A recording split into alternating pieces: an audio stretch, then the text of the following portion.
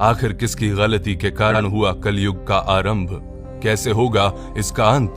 कितने साल और धरती पर राज करने वाला है कलयुग?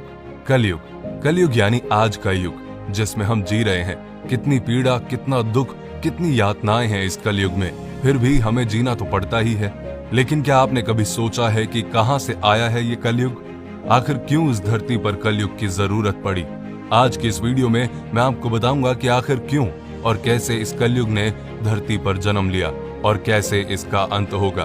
तो जैसे आपका दोस्त आपको जब कुछ बातें बताता है तो आप उसे सुनते हैं, वैसे ही आप मुझे अपना दोस्त मान ले, ऐसा मैं कहूंगा नहीं, क्योंकि मैं आपका दोस्त ही हूं। तो आखिर तक बने रहिए इस वीडियो में मेरे साथ और मेरी बात को ध्यान से सुनिए। हमारे पुराणों में 4 युगों का वर्णन किया गया है: सतयुग, द्वापर युग, त्रेता युग और कलयुग। कलयुग चौथा और आखिरी युग है। शास्त्रों में बताया गया है कि कलयुग के अंत में जब कलयुग अपनी चरम सीमा पर पहुंच जाएगा, तब भगवान विष्णु अपने 10वें अवतार कल्कि के रूप में अपने देवदत्त घोड़े पर सवार होकर आएंगे और इस कलयुग का अंत कर देंगे। आखिर कलयुग होगा कैसा? हमारे पुराणों में बताया गया है कि कलयुग में पाप, अधर्म, घृणा, झूठ, अपराध आदि काफी बढ़ जाएगा। मनुष्य केवल 20 साल तक ही जीवित रहेंगे। उनका कद भी घटकर 4 इंच तक हो जाएगा।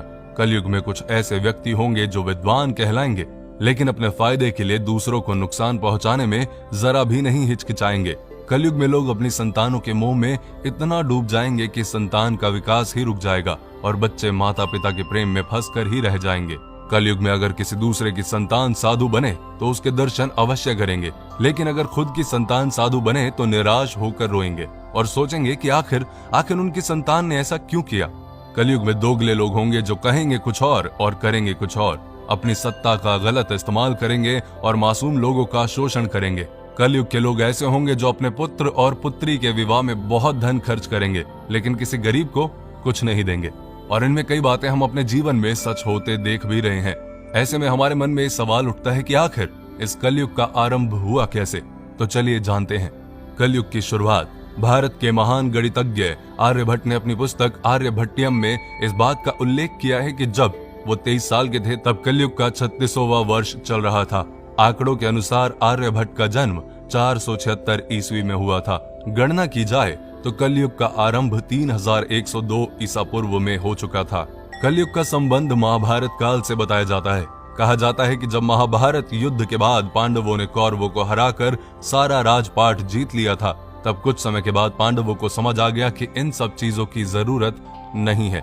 इसीलिए सभी पांडवों की सहमति से युधिष्ठिर ने अपना सारा राजपाट त्याग कर राजा परीक्षित को सौंप दिया और द्रौपदी के साथ सभी पांडव मोक्ष की प्राप्ति के लिए हिमालय की ओर चले गए। बस तभी से कलयुग का आरंभ शुरू हो गया। राजा परीक्षित बड़े ही कुशल और दयालु राजा थे। उनके शासनकाल में उनकी प्रजा को कभी भी कोई दुख या कष्ट नहीं हुआ। एक बार राजा परीक्षित एक नदी के पास से गुजर रहे थे। उन्होंने देखा कि नदी के किनारे एक गाय और बैल आपस में बातचीत कर रहे हैं, लेकिन कलयुग उनको दुखी कर रहा है। राजा परीक्षित ने बैल के रूप में धर्म और गाय के रूप में पृथ्वी को पहचान लिया। कलयुग के द्वारा गाय और बैल के ऊपर होने वाले अत्याचार को राजा परीक्षित सहन नहीं कर पाए और उन्होंने अपनी तलवार निकाली और कलयुग को मारने के लिए आगे बढ़े। राजा परीक्षित का क्रोध देखकर कलयुग कांपने लगा। कलयुग भयभीत होकर अपने राजसी वेश को उतार कर राजा परीक्षित के चरणों में गिर गया और क्षमा याचना करने लगा। राजा परीक्षित ने शरण में आए हुए कलयुग को मारना उचित ना समझा और उससे कहा, कलयुग तू मेरे शरण में आ गया है, इसलिए मैं तुझे जीवन दान दे रहा हूँ, लेकिन अधर्म, पाप, झूठ, चोरी, कपट, दरिद्रता आदि अनेक उपद्रवों का मूल कारण केवल तू ही है। तू मेरे राज्य से अभी निकल जा और फिर कभी लौट कर मत आना। परीक्षित की बात को सुनकर कलयुग ने कहा कि पूरी पृथ्वी पर आपका निवास है। पृथ्वी पर ऐसा कोई भी स्थान नहीं है जहां आपका राज्य ना हो। ऐसे में मुझे रहने के लिए स्थान प्रदान करें। तब राजा परीक्षित ने सोच विचार कर कहा, झूठ, धूत, मद्यपान, परस्त्री गमन और हिंसा, इन 4 स्थानों में असत्य, मद, काम और क्रोध का निवास होता है, तो इन 4 स्थानों पर रह सकता है। लेकिन इस पर कलयुग बोला, हे राजन, ये 4 स्थान मेरे रहने के लिए अपर्याप्त हैं, अन्य जगह भी प्रदान कीजिए मुझे। इस मांग पर राजा परीक्षित ने उसे स्वर्ण के रूप में 5वां स्थान प्रदान किया। स्वर्ण रूपी स्थान मिलते ही कलयुग ने राजा परीक्षित के सोने के मुकुट में वास कर लिया।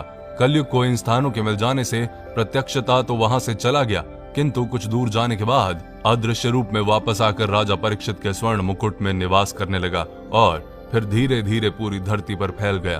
कलयुग का अंत ब्रह्मवैवर्त पुराण में बताया गया है कि जब कलयुग धरती पर अपने 5000 साल पूरे कर लेगा तो गंगा नदी सूखी पड़ जाएगी। जब 10,000 साल पूरे हो जाएंगे तो धरती पर वास करने वाले देवता अपने धाम वापस आ जाएंगे और ये धरती देवता विहीन हो जाएगी। इस धरती पर केवल अधर्म का वास होगा। कोई भी मनुष्य पूजा पाठ नहीं कर पाएगा। रिश्ते तो बस नाम के रह जाएंगे। सब लोगों की बुद्धि भ्रष्ट हो जाएगी जो केवल धन के बारे में ही सोचते रहेंगे। लोग हमेशा अशांत रहेंगे। कोई गुरु का आदर नहीं करेगा। ब्राह्मणों का ज्ञान खत्म हो जाएगा। क्षत्रियों का साहस खत्म हो जाएगा। शोषण करने वाला राजा होगा और प्रजा भी एक दूसरे पर अत्याचार करने से पीछे नहीं हटेगी और एक दूसरे की जान की दुश्मन बन जाएगी और अंत में सब कुछ नष्ट हो जाएगा। फिर कलयुग अपनी चरम सीमा पर पहुंच जाएगा और तब भगवान विष्णु अपने 10वें अवतार कल्कि के रूप में आएंगे और केवल 3 दिन के अंदर ही सभी अधर्मियों का नाश कर देंगे। तब बहुत तेज बारिश होगी जो कि भयंकर तूफान के साथ पूरी पृथ्वी को पानी से डुबा देगी।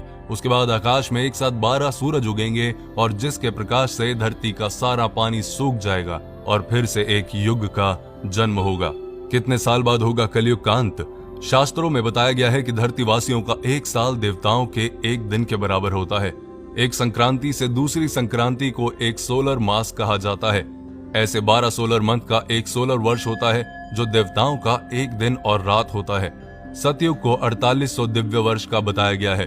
त्रेता युग 3600 दिव्य वर्ष का था। द्वापर युग 2400 वर्ष और कलयुग 1200 दिव्य वर्ष, यानी कि कलयुग 4,32,000 सौर वर्ष का होगा, जिसके अनुसार कलयुग के अभी 5000 साल ही पूरे हुए हैं। 4 लाख से भी ज्यादा वर्ष अभी बाकी हैं जब तक कलयुग इस धरती पर राज करेगा। लेकिन कलयुग के इस समय में मनुष्य को इस भयंकर प्रलय से केवल हरि कीर्तन और भक्ति ही बचा सकता है। तो अपनी लाइफ में ध्यान रखिए कि दूसरों को दुख देने से कुछ नहीं होगा। भक्ति में ही शक्ति है। भजन करें, कीर्तन करें, दूसरों की हेल्प करें, अपना ध्यान रखें और अपनों का ध्यान रखें।